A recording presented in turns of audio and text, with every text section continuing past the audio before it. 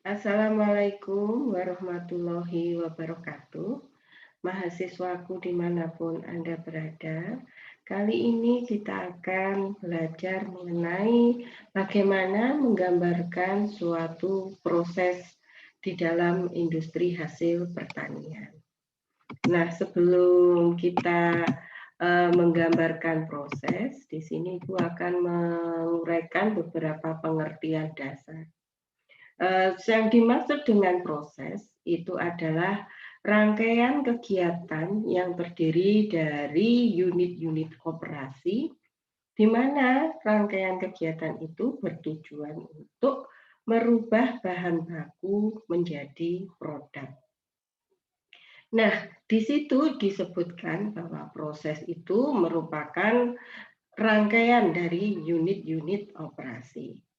Nah, yang dimaksud dengan unit operasi sendiri itu adalah bagian terkecil dari suatu proses di mana sudah terjadi perubahan, baik itu secara fisik, baik itu secara kimia, atau biologi. Perubahan itu bisa saja fisik saja, bisa fisik dan kimia, atau lengkap fisik, kimia, maupun biologi. Contohnya misalnya di dalam unit operasi pengecilan ukuran atau pengayaan.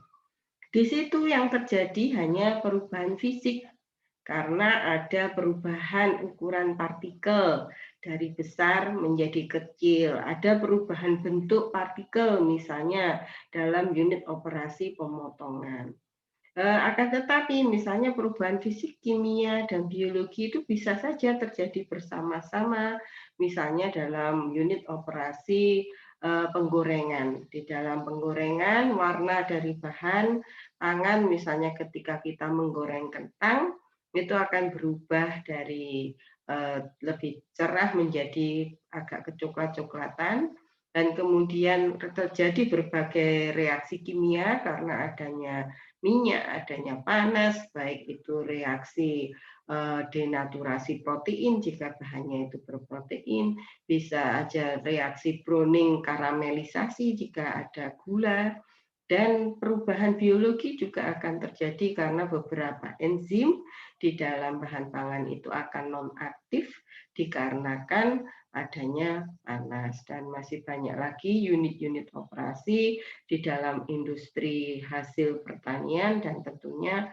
itu sudah disampaikan di perkuliahan-perkuliahan sebelumnya di berbagai mata kuliah yang sudah Anda pelajari. Nah, jenis-jenis proses sendiri itu ada yang batch, ada yang continue, dan ada yang semi-continue.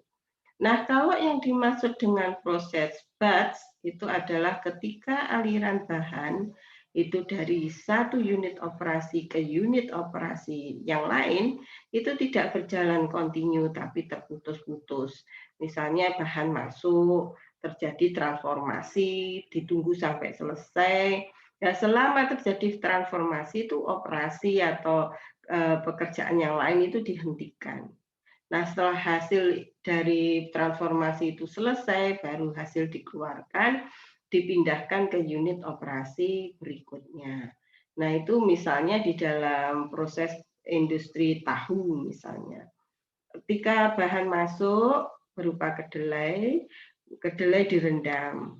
Semuanya direndam, yang lain berhenti karena menunggu perendaman itu selesai. Ketika kedelai selesai direndam, lalu dikupas, lalu dihancurkan, lalu diperas, lalu dikoagulasi dengan menggunakan berbagai bahan, salah satunya misalnya dengan batu tahu. Nah, setiap proses itu berhenti, menunggu satu proses selesai, baru dilanjutkan ke yang lain. Itu contohnya proses batch. Kalau continue tidak seperti itu akan berjalan terus menerus sebelum misalnya dalam proses pembuatan tahu tadi, sebelum yang di sini koagulasi daripada tahu itu berjalan selesai, di ujung sudah dilakukan perendaman, sudah dilakukan penghancuran, sudah dilakukan penyaringan dan seterusnya. Nah, setelah batu tahu ini terkoagulasi kemudian dicetak, yang baru masuk tadi sudah dikoagulasi lagi, begitu seterusnya, sehingga proses itu terus menerus dan tidak berhenti. Itu adalah proses kontinu. Nah, kalau semi kontinu itu ada bagian yang kontinu, ada yang bagian tidak kontinu. Misalnya di dalam proses industri fermentasi etanol atau alkohol, di mana proses fermentasinya membutuhkan waktu 1 minggu misalnya. Nah, selama penyiapan bahan dari misalnya bahannya itu molasis atau limbah dari industri gula, yaitu sampai dia masuk ke tangki fermentor bisa saja merupakan suatu proses kontinu. Tetapi begitu masuk tangki fermentor, karena itu membutuhkan waktu 24 hari, tentunya di situ akan terhenti. Disitulah dimulai pemutusan dari proses kontinu. Dan di proses fermentasi itu adalah proses batch. Nah, kemudian baru dia diteruskan sehingga pemurnian itu kesananya bisa lagi kontinu lagi. Nah, kalau seperti itu ada bagian yang kontinu, ada yang batch, itu namanya proses semi kontinu. Nah, di dalam ketika kita ingin mendirikan suatu industri hasil pertanian, nah bagaimana kita mengembangkan suatu proses? Misalnya kita akan mendirikan industri minyak goreng misalnya dari bahan kelapa sawit. Itu banyak hal yang bisa kita lakukan. Kalau itu produk yang umum dan sudah peralatannya banyak beredar di pasaran, satu rangkaian peralatannya sudah ada, misalnya yang Ibu sering jumpai itu di industri pengolahan buah seperti pembuatan jus, pasta, itu sudah ada satu line secara kontinu hingga sampai pembotolan, itu sudah banyak ditawarkan. Nah, kalau seperti itu kita bisa melakukan 1 dan 2.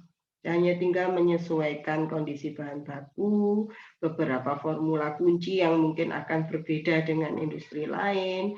Dari situ berarti proses itu dapat dilakukan pengembangannya dengan melalui studi literatur atau mencontoh industri lain yang sejenis.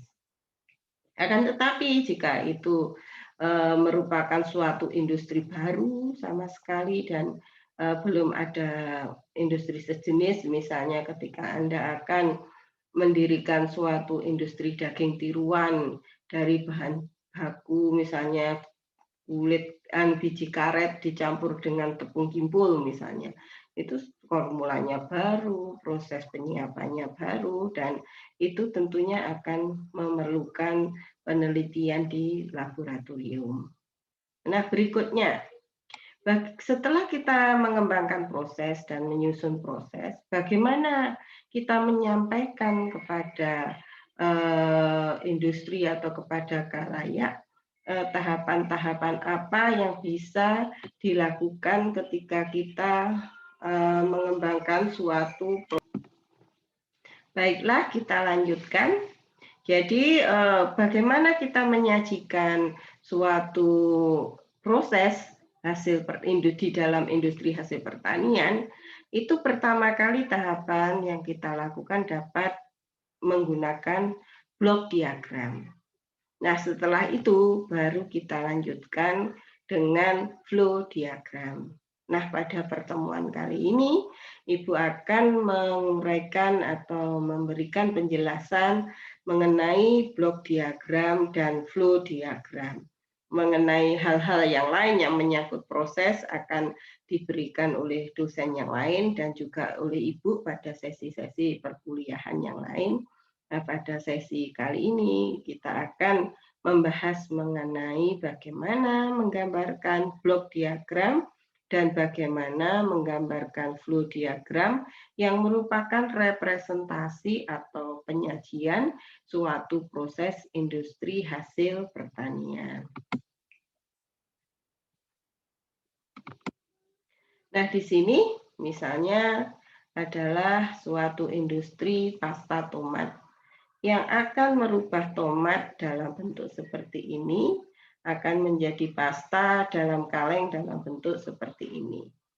Nah, tentunya untuk merubah tomat menjadi suatu pasta, itu akan membutuhkan suatu rangkaian proses, suatu proses yang terdiri dari rangkaian unit-unit operasi.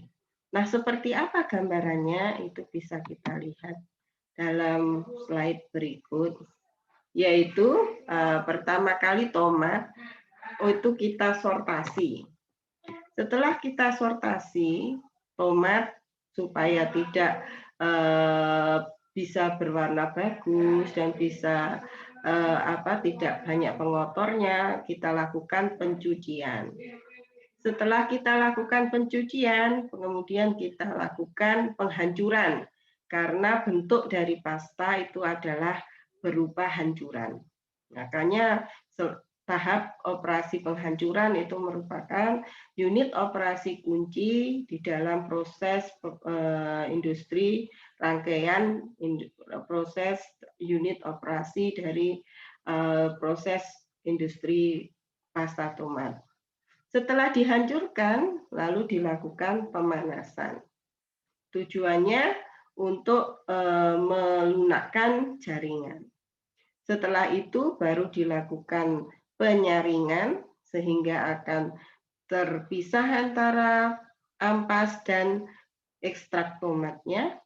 Dan untuk membuat pasta itu menjadi lebih pekat, lalu dilakukan evaporasi atau penguapan, di mana akan dihasilkan dari proses evaporasi itu adalah ekstrak tomat pekat. Setelah itu kita lakukan sterilisasi, yang kadang-kadang pada proses sebelum evaporasi, antara evaporasi dan sterilisasi ini ada penambahan bahan-bahan tertentu dengan menggunakan tangki berpengaduk, misalnya ditambahkan bahan pengawet, misalnya ditambahkan bahan perasa, dan lain sebagainya. Baru kemudian dilakukan sterilisasi. Setelah dilakukan sterilisasi, kemudian dilakukan pendinginan, dan kemudian dilakukan pengalengan, sehingga diperoleh pasta tomat dalam kaleng. Nah, ini adalah rangkaian daripada unit-unit operasi yang menyusun proses pembuatan pasta tomat dengan bahan baku tomat atau rangkaian unit operasi yang dapat merubah tomat menjadi pasta tomat. Jadi seperti inilah gambar daripada blok diagram. Nah, di mana blok-blok atau kotak-kotak di dalam blok diagram itu adalah nama daripada unit operasi, sedangkan bahan masuk, bahan utama masuk itu dari kiri keluar dari kanan, dan bahan-bahan pembantu jika dia berupa padat atau cair masuk dari atas. Begitu juga dengan limbah apabila dia berupa padat atau cair, dia keluar dari bawah. Kebalikannya kalau gas itu masuk dari bawah, keluar dari atas. Nah, seperti ini adalah gambar daripada unit operasi untuk industri pasta tomat. Yang berikutnya ini adalah aturan-aturan dalam penggambaran blok diagram. Ada beberapa aturan-aturan dalam penggambaran blok diagram adalah sebagai berikut, yaitu kotak dalam blok diagram itu merupakan nama unit operasi, bukan nama peralatan. Di mana aliran massa masuk itu dari sebelah kiri dan keluar sebelah kanan. Seperti yang sudah Ibu sampaikan tadi, bahan tambahan atau penunjang berupa padat atau cair itu masuk dari atas dan keluar dari bawah. Apabila limbah berupa padat atau cair itu keluarnya dari bawah. Apabila bahan penunjang itu berupa gas, ia masuk dari bawah, dan limbah berupa gas dia keluar ke atas. Kemudian blok diagram itu bisa disertai neraca massa. Akan tetapi neraca massa dapat berupa tabel yang menyertai atau berupa angka-angka yang ada di dalam blok diagram. Uraian mengenai unit-unit operasi itu dapat disertakan setelah blok diagram tersebut, setelah gambar daripada blok diagram. Nah, untuk melengkapi keterangan daripada blok diagram, itu akan disusun berikutnya adalah flow diagram, di mana flow diagram itu akan lebih detail menggambarkan proses daripada suatu industri hasil pertanian. Baiklah, kita lanjutkan. Nah, ini adalah uraian-uraian dari unit operasi yang sudah Ibu sampaikan tadi, kadang-kadang berupa naskah yang disertakan di bawah daripada blok diagram. Misalnya itu tadi ada unit operasi, pencucian, dan penyortiran atau pemisahan antara yang baik dan yang buruk. Di sini dijelaskan apa saja yang dihilangkan, misalnya melalui penyucian itu akan dihilangkan tanah dan berbagai material yang menempel pada tomat. Kemudian tomat dicuci dengan sikat pada suhu air hangat yaitu 54 derajat Celcius selama 3-5 menit. Dan secara berkelanjutan itu disemprot dengan tekanan 9 bar dengan menggunakan water jet. Nah, ini keterangan-keterangan seperti ini itu ditambahkan di bawah daripada blok diagramnya. Nah, kemudian tomat yang sudah dicuci kemudian disortasi, dan jika ada produk yang reject atau tidak memenuhi kualifikasi itu dipisahkan. Nah, selanjutnya adalah crushing yang dilanjutkan dengan penyaringan tadi. Tomat yang sudah tercuci, kemudian dilakukan penghancuran pada suhu hot dengan pemanasan suhu panas, maksudnya dengan pemanasan sekitar 93 derajat Celcius selama 5 menit. Kemudian ekstrak yang sudah hancur itu disaring setelah didinginkan pada suhu 40 derajat Celcius, kemudian dilakukan penyaringan untuk memisahkan kulit dan biji dan beberapa bagian yang tidak bisa dihancurkan. Nah, di sini tujuan dari penghancuran pada suhu 93 derajat itu untuk menginaktifkan enzim pektinase, yaitu sehingga kita akan memperoleh kualitas tomat yang lebih bagus. Kemudian tahap yang berikutnya adalah pemekatan atau concentration, di mana jus tomat itu akan dipekatkan sehingga total padatannya itu mencapai 32%.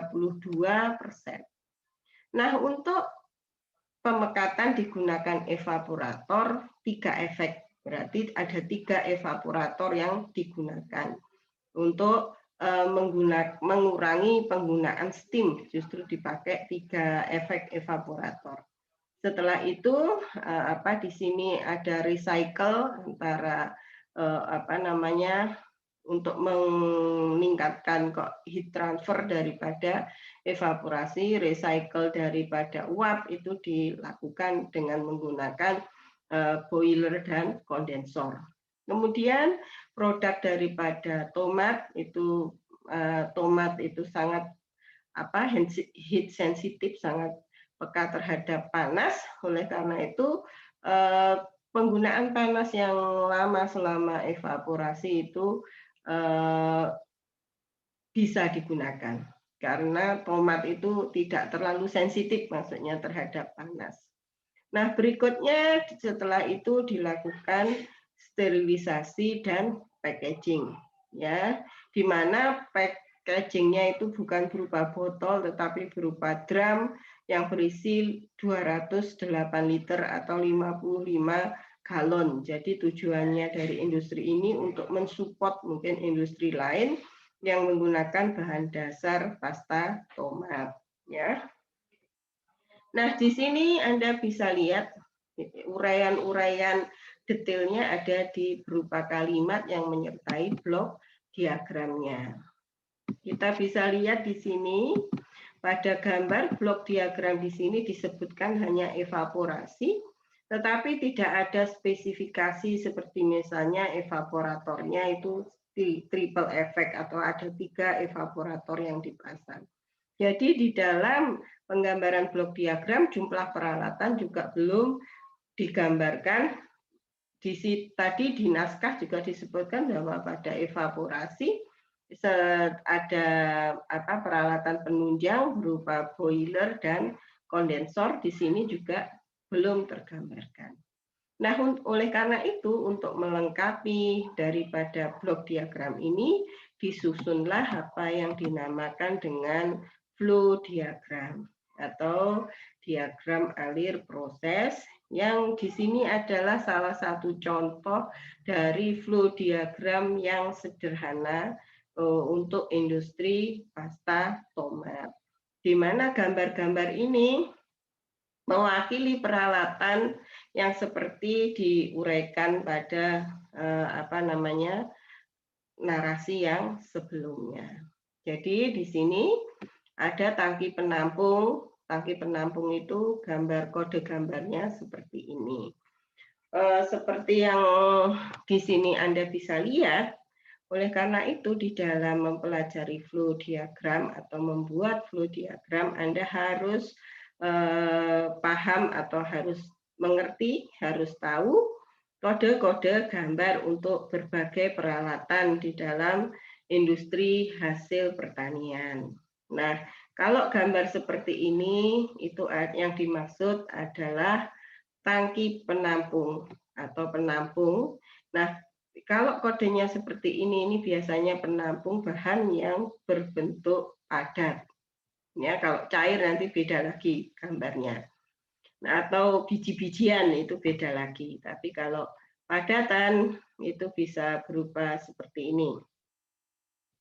Nah, kemudian di dalam tangki penampung ini sudah dilakukan pengisian air atau pencucian. R ini adalah raw material, kode dari raw material. L ini liquid atau cairan yang merupakan sisa daripada air dan kotoran-kotoran yang terikut. Nah, di sini kemudian dilakukan tadi yang diuraikan adanya pencucian dengan menggunakan air panas. Nah, kemudian di sini adalah inspecting atau sort, kita memilih mana yang bagus dan mana yang buruk, dan ini adalah sisa tomat yang terbuang. Ini harusnya kodenya semua yang tersisa atau limbah ini di kode L. Nah, kemudian di sini dilakukan operasi penghancuran yang pertama atau pulping. Nah, ini bisa berupa kode gambar seperti ini. Itu kadang-kadang pompa, tetapi kalau penghancuran itu menggunakan ini sejenis blade atau baling-baling, itu bisa menggunakan kode gambar ini atau pompa, hampir sama, ya. Nah, kemudian dilakukan di sini adalah pemanasan di dalam suatu tangki. Tangkinya ini gambar tangki itu sebenarnya yang tengah ini. Nah, di dalam tangki ini dilengkapi dengan pengaduk. Jadi gambarnya tangki berpengaduk itu seperti ini. Nah, di luar sini itu ada alat pindah panas yang menempel seperti ini di luar daripada tangki. Berarti ini menggunakan alat pindah panas dengan metode jacket. Nah, di sini ada kode S dan S, berarti ini adalah steam atau uap yang digunakan untuk memanaskan tangki berpengaduk ini. Ya. Kemudian di sini didinginkan dengan menggunakan flash drum, di mana gas merupakan limbah daripada uap-uap karena panas tadi, itu dikeluarkan. ini gas, ya. Nah, kemudian setelah itu dilakukan penyaringan dan sedikit penghancuran. Di sini kan sudah hancur, ini penyaringannya berarti bertekanan, di mana di sini ada limbah padatnya yang ditulis L, limbah. Nah, di sini kemudian ekstrak tomat atau jus tomatnya itu ditampung dalam tangki penampung. Ini adalah tangki penampung tanpa pemanasan berarti dengan menggunakan pengaduk. Nah, kemudian jus ini dilakukan penguapan atau pemekatan dengan menggunakan evaporator, di mana digunakan 3 atau triple efek evaporator. Nah, di dalam evaporator ini dilengkapi dengan alat pindah panas. Nah, kalau ini kode gambar seperti ini tangki yang dilengkapi alat pindah panas yang berupa jaket. Ya, atau uapnya dialirkan pada dinding di luar daripada tangki.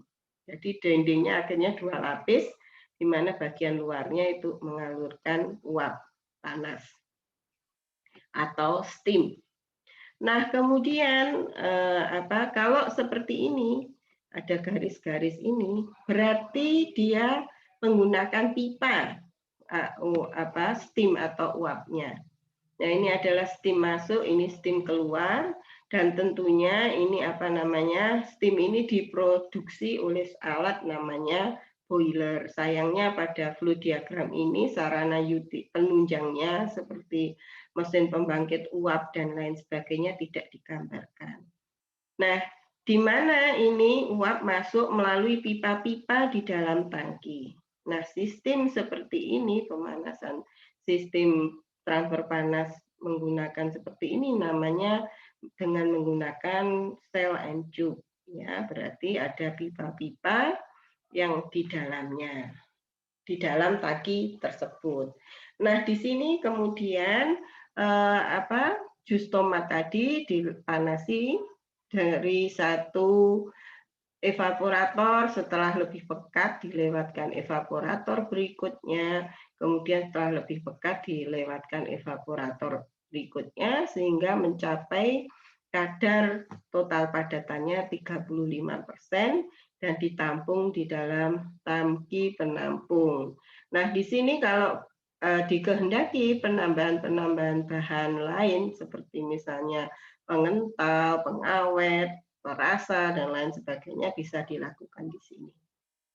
Nah, kemudian tentunya di dalam proses penguapan akan dihasilkan uap.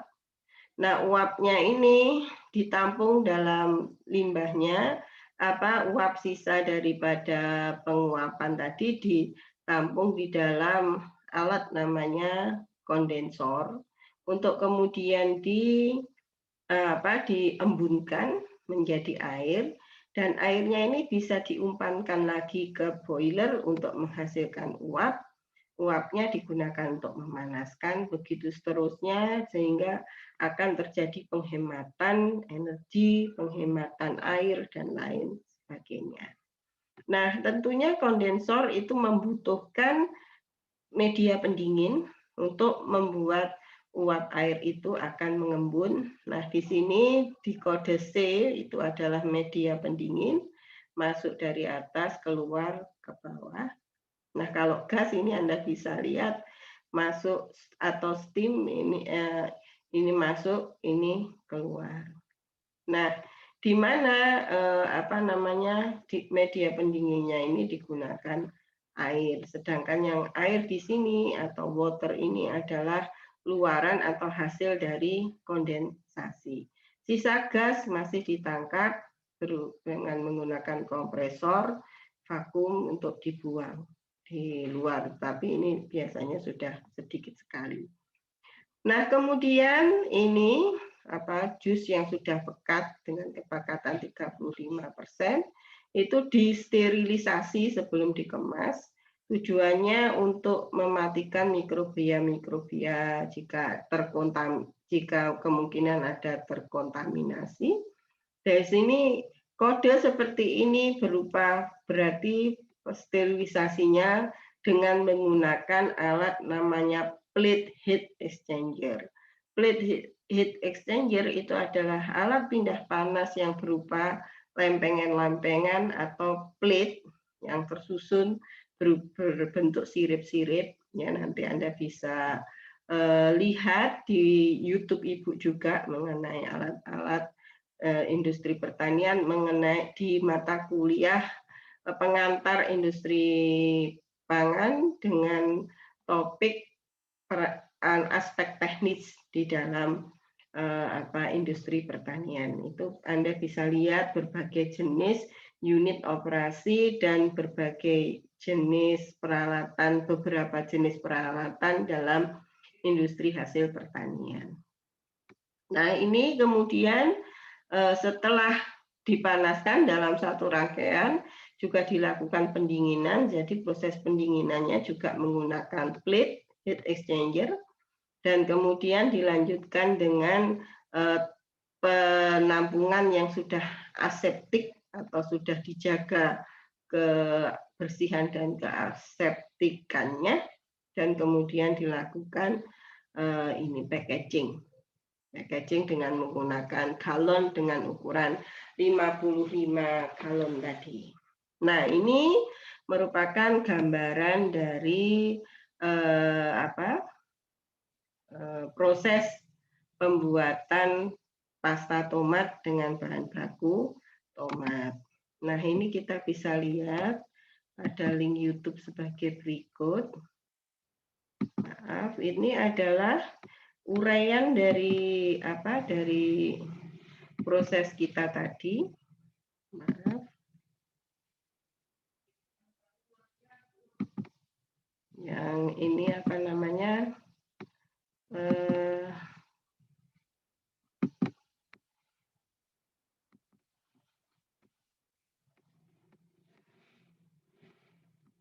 Yang merupakan gambaran dari proses yang sudah kita buat tadi, ya.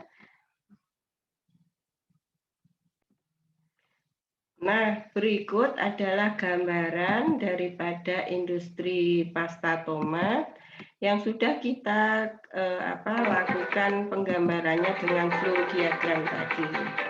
Jadi pertama kali tomat dilakukan pencucian. Nah, di sini prosesnya digambarkan secara kontinu, dilaksanakan secara kontinu. Itu tadi ada bapak-bapak yang berdiri di samping ini, peralatan namanya jet conveyor yang berupa tangga berjalan, itu dilakukan inspecting atau pemisahan tomat-tomat yang reject. Selain dengan menggunakan manusia, tapi inspeksinya sudah dilakukan oleh mesin, mulai dari di lahan, di mana mesinnya ini sudah memisahkan batang dan tangkai tomat yang baru kemudian dibawa ke industri. Nah, di sini dalam dari ini dilakukan pencucian, gambarannya seperti ini.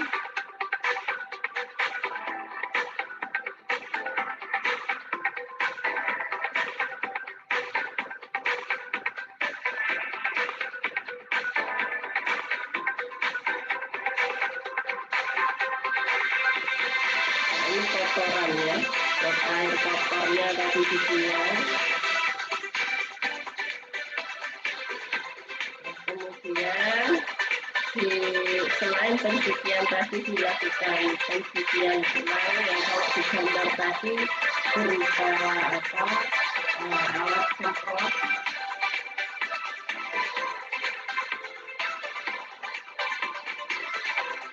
Nah ini airnya bersuhu seperti yang sudah disampaikan tadi sekitar 53 derajat Celcius untuk menginaktifkan enzim aktivasi.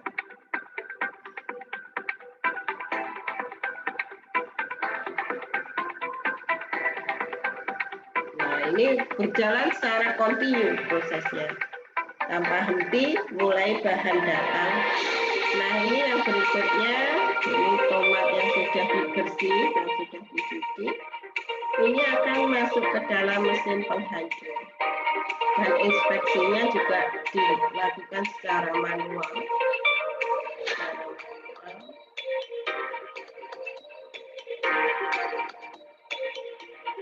Ini sebelum dihancurkan dipanaskan dulu atau di blensing, baru kemudian dihancurkan. Nah, ini alat penghancur.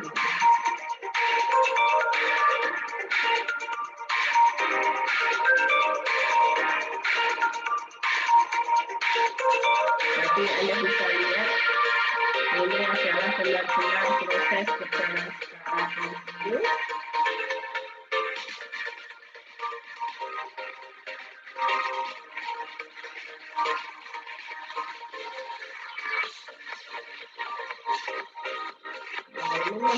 Jadi kalau di dalam industri ini inspeksi atau penyortirannya itu dilakukan di banyak lini dengan menggunakan tenaga manusia, mulai dari bahan baku masuk hingga sampai sebelum tomat dihancurkan.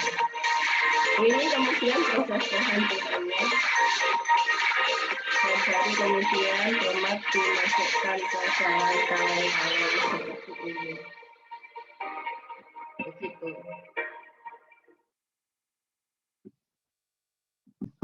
Jadi seperti yang sudah Ibu sampaikan tadi, di dalam menyampaikan atau menggambarkan proses suatu industri hasil pertanian diawali dengan penyusunan blok diagram, kemudian menguraikan spesifikasi dari unit operasi dalam blok diagram itu. Sebelumnya sebenarnya harusnya dilakukan perhitungan neraca massa, akan tetapi di contoh tadi masih belum. Kemudian dilakukan penggambaran flow diagram, dari itu kita bisa melakukan pembelanjaan alat dan desain peralatan, dan untuk akhirnya dibuat industri. Jadi seperti yang sudah Ibu sampaikan tadi, itu ada rangkaian daripada tahapan penyusunan proses suatu industri hasil pertanian. Nah, sekarang dalam menggambarkan flow diagram itu ada aturan-aturan sebagai berikut. Jadi semua peralatan itu harus bisa digambarkan secara representatif. Meskipun itu hanya kode, paling enggak itu kode yang bisa dipahami secara internasional atau secara umum. Bukan berarti representatif itu harus benar-benar digambar 3 dimensi, menggambar tangki dengan gambar sebagus mungkin, bukan.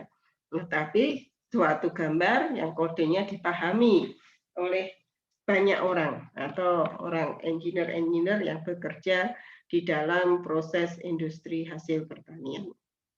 Kemudian proses itu ditampilkan sebagai kelompok peralatan yang terhubung.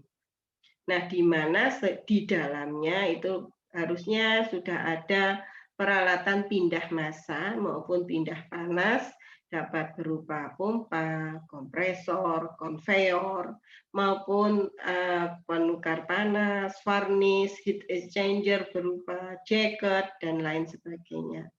Nah, pada blok flow diagram yang sudah Ibu sajikan tadi, masih peralatan pindah massanya masih belum tergambar. Jadi apakah misalnya dari tangki satu ke tangki yang lain, dari alat satu ke yang lain itu menggunakan pompa atau menggunakan konveyor dan lain sebagainya. Nah, kemudian seperti halnya dalam penggambaran blok diagram, itu umumnya bahan masuk dari sebelah kiri dan keluar dari sebelah kanan. Dan aliran gas itu di atas, cairan di tengah, dan padatan di bawah. Akan tetapi kedua aturan ini kadang-kadang di beberapa penggambaran flow diagram itu tidak dipenuhi. Nah, laju alir atau kuantitas atau neraca massa, komposisi, temperatur, tekanan, dan beberapa keterangan-keterangan lain di dalam flow diagram itu disajikan dalam tabel yang menyertai. Nah, setiap peralatan proses ditandai dengan nomor dan nama.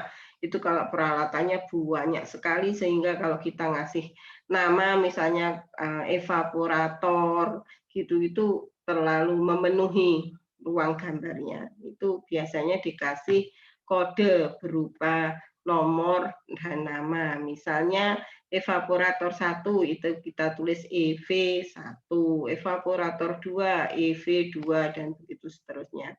Tetapi kalau gambar yang sebelumnya itu langsung ditulis nama alatnya, itu digambar, dan penomorannya juga di situ, karena peralatan yang digambar tadi masih sedikit sehingga memungkinkan keterangan itu langsung disisipkan di dalam gambarnya. Nah, utilitas utama seperti uap, air pendingin, dan lain sebagainya itu sudah ditampilkan. Seperti tadi, kita menggunakan steam untuk media pemanas di dalam evaporasi, dan menggunakan air pendingin pada media pendingin pada kondensor, dan pada pendinginan dari pasta tomat setelah sterilisasi. Nah, garis dengan panah itu menghubungkan setiap peralatan proses dan menunjukkan aliran input dan output, dan aliran proses itu diberi nomor dan diberi keterangan pada tabel yang terpisah. Itu jika seperti yang Ibu sampaikan tadi, peralatannya terlalu banyak, terlalu penuh, sehingga penomoran dan penulisan itu tidak cukup pada lembar gambarnya. Daripada uyel-uyelan istilahnya, itu bisa ditampilkan pada tabel yang terpisah. Nah, berikut ini adalah contoh daripada suatu blok diagram yang sudah dilengkapi dengan neraca massa. Nah, di sini karena ruangnya masih mencukupi, oleh penggambarnya, baik itu nama bahannya, kemudian berapa nilai beratnya atau masanya, itu ditulis semua dalam satu halaman karena masih mencukupi. Jika tidak, itu harus dalam tabel yang terpisah, ya. Ini adalah blok diagram proses pembuatan susu kedelai, ya, gambarnya seperti ini. Jadi pertama kali lalu dilakukan pencucian, kemudian perendaman, ini massa daripada kedelainya adalah 100, dan seterusnya. Dilengkapi dengan neraca massanya. Nah, kemudian yang berikutnya ini adalah penjelasan prosesnya, di mana pencucian 1 itu tujuannya untuk ini, perendamannya dengan menggunakan NaHCO3 tujuannya untuk menghilangkan senyawa antitripsin, kemudian dilakukan pencucian 2, dan kemudian dilakukan perebusan untuk melunakkan jaringan agar mudah dihancurkan, di mana penghancurannya dengan menggunakan roller mill dengan bantuan air dan dengan perbandingan 1:10. Jadi kedelainya 1, airnya 10. Kemudian dilakukan penyaringan sehingga terpisah antara filtrat dan ampas, di mana ampasnya itu dibuang, bisa diolah lebih lanjut atau dibuang ke lingkungan. Kemudian sari kedelai yang diperoleh atau filtratnya ditampung dalam suatu mixing tank, dan untuk diproses lebih lanjut pada proses pencampuran. Ternyata di dalam industri ini, untuk memberikan rasa gurih dan untuk menutupi langu daripada susu kedelainya, ditambahkan santan 15% dalam suatu tangki pencampuran, tujuannya untuk menghomogenkan. Untuk proses selanjutnya adalah pasteurisasi, dan kemudian karena ternyata ini adalah susu dalam bentuk kering atau bubuk, dilakukan pengeringan, di mana pengeringannya menggunakan spray dryer. Nah, ini adalah kode flow diagram dari industri susu kedelai dengan rangkaian tahapan seperti ini gambarnya. Nah, ini adalah penyimpanan daripada kedelai di gambar rumah. Berarti dia berasal dari gudang penyimpanan. Ya, kemudian dia dimasukkan ke dalam tangki pencuci. Ya, kalau tangki pencuci berbentuk ini berarti dia suatu bak dengan ujung yang meruncing, berarti seperti tangki sedimentasi sehingga kotorannya bisa langsung terpisah.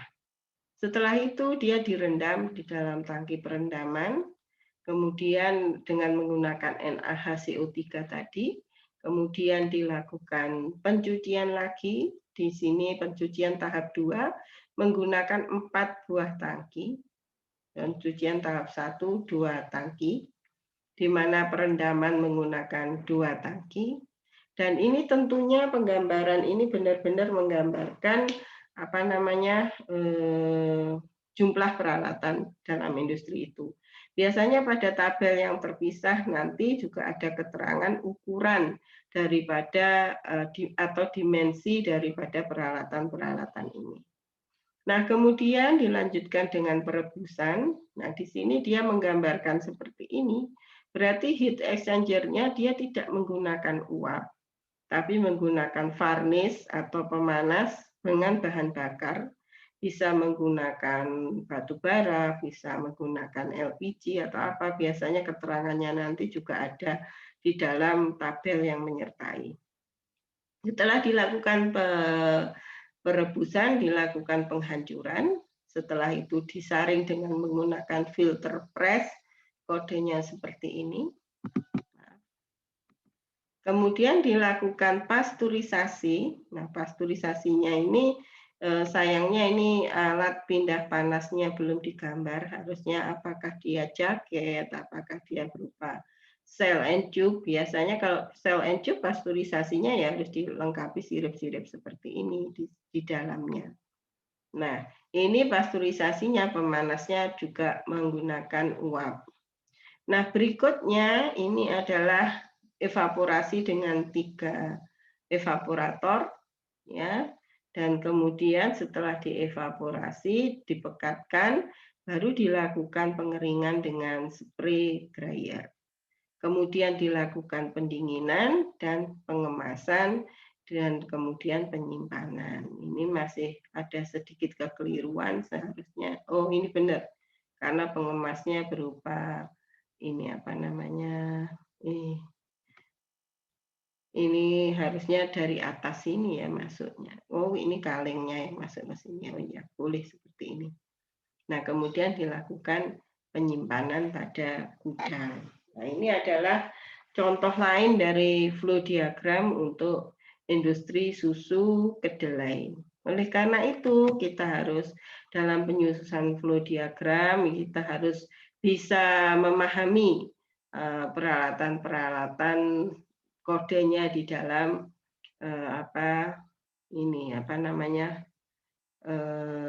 industri hasil pertanian. Nah, ini adalah vessel atau tangki.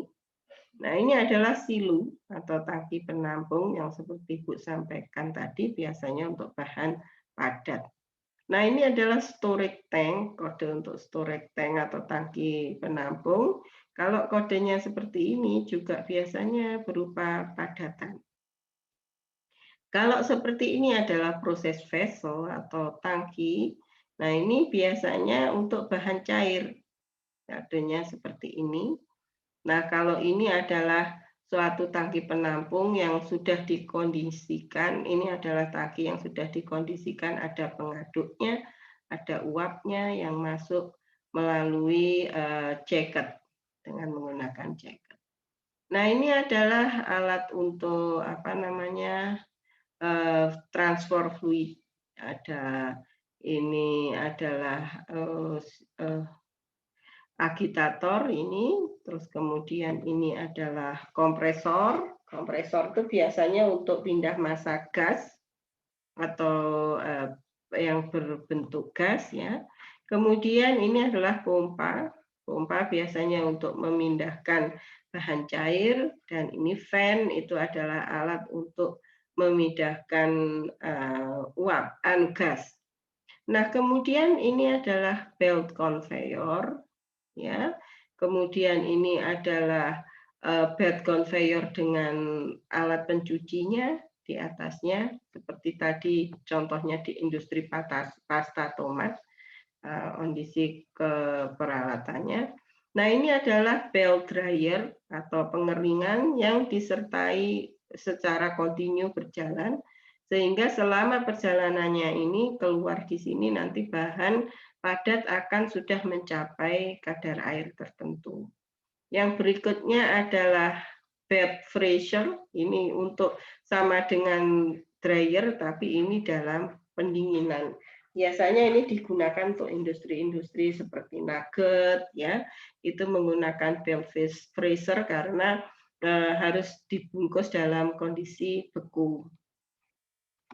Yang berikutnya ini adalah kode alat untuk vacuum drum filter. Jadi ini untuk memfiltrasi bahan-bahan ekstrak, misalnya untuk memisahkan ekstrak dari ampasnya, dan menggunakan kondisi vakum untuk mempercepat proses filtrasinya.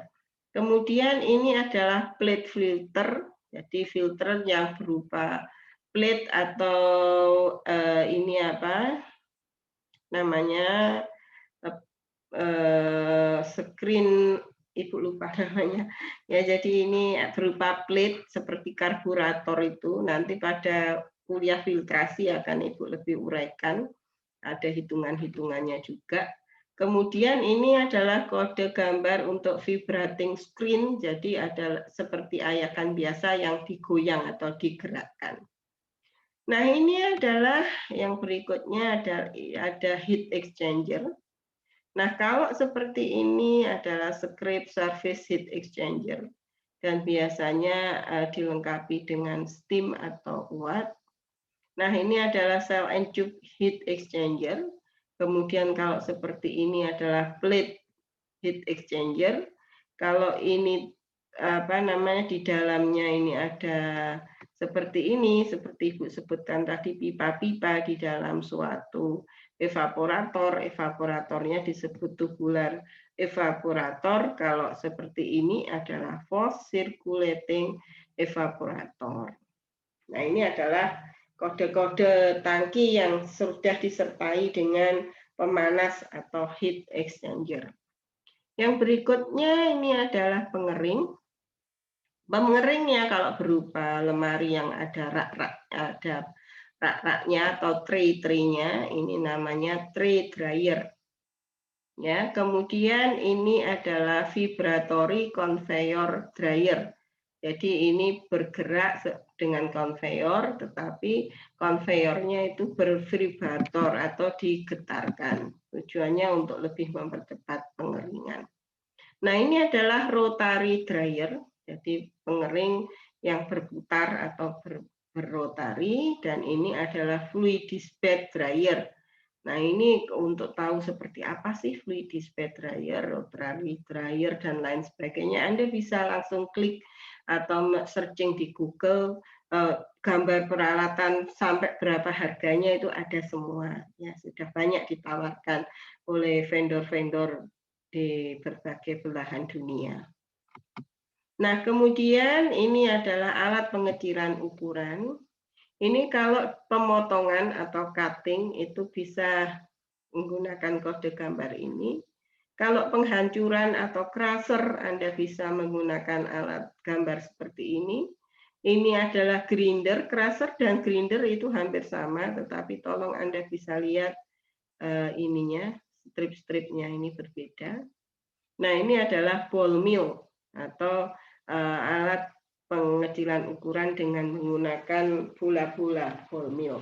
Nah, ini setiap spesifikasi alat pengecilan ukurannya akan berbeda-beda tergantung daripada berapa ukuran partikel yang dikehendaki. Tentunya itu sudah diajarkan di mata kuliah satuan operasi di bab mengenai pengecilan ukuran. Kemudian ini berbagai proses mekanis, seperti ini adalah sentrifugasi. Kemudian ini adalah screw press. Jadi selain di ditekan, juga dipisahkan seperti ekstraksi itu biasanya menggunakan sekupres itu untuk bahan-bahan seperti misalnya tebu, kemudian dalam pembuatan minyak kelapa itu juga menggunakan minyak goreng dari kelapa sawit maupun kelapa ini palm itu juga menggunakan sekupres penghancurannya. Nah, ini adalah peralatan kode gambar untuk extruder atau ekstrusi yang banyak digunakan untuk berbagai pembuatan pasta. Kemudian ini adalah pengemasan atau packaging equipment. Dan ini berbagai kode gambar untuk utilitas. Ini adalah boiler dan ini adalah penghasil gas atau kompresor.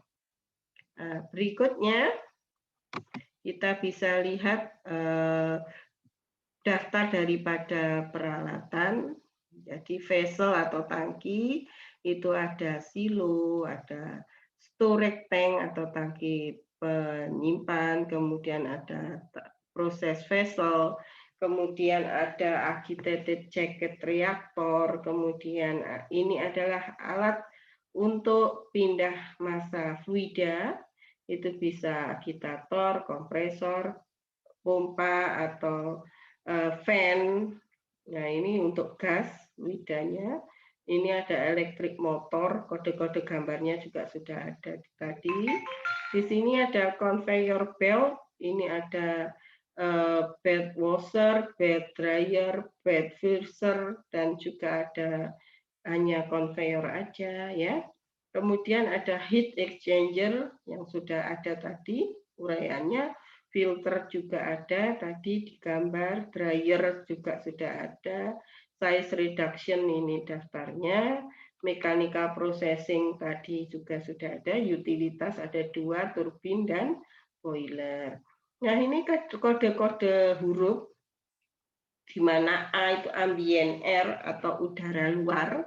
Ini biasanya yang melengkapi pengeringan karena udara luar itu dipanaskan dengan heat exchanger seperti kode gambarnya tadi juga ada, baru dia masuk ke ruang pengering.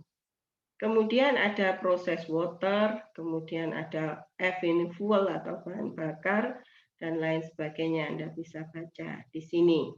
Kemudian internal recycle stream itu ada uap, ada kondensat, itu adalah hasil pengembunan daripada uap, kodenya seperti ini. Ya, kemudian cooling water, kemudian cooling water yang dikembalikan, yang masuk kembali ke dalam boiler.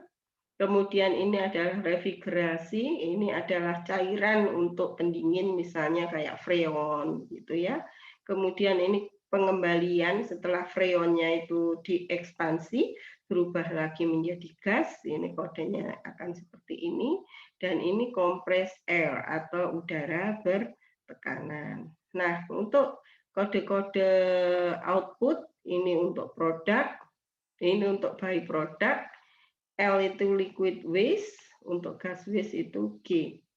Nah, ini adalah aturan sederhana mengenai penggambaran flow diagram yang nanti Anda bisa akan lebih pelajari pada textbook yang sudah Ibu lampirkan pada halaman sister, yaitu di Food Plan Economic.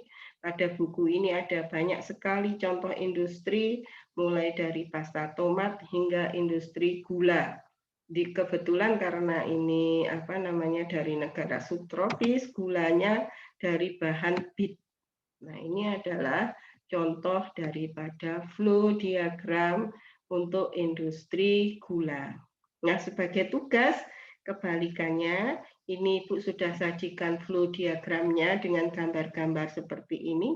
Tolong Anda balik dan Anda sajikan blok diagram dari rangkaian proses pengolahan gula beet pada gambar flow diagram seperti ini. Begitulah kuliah kita kali ini, dan untuk selanjutnya sampai kita ketemu lagi pada perkuliahan yang berikutnya, dan mohon maaf Jika ada salah dan kekurangan dalam keterangan Ibu, Anda bisa mengembangkan dari berbagai sumber dari internet dan maupun dari textbook yang sudah Ibu share. Saya kira cukup sekian. Semoga ilmu yang sudah Ibu berikan dapat bermanfaat buat Anda. Wassalamualaikum warahmatullahi wabarakatuh.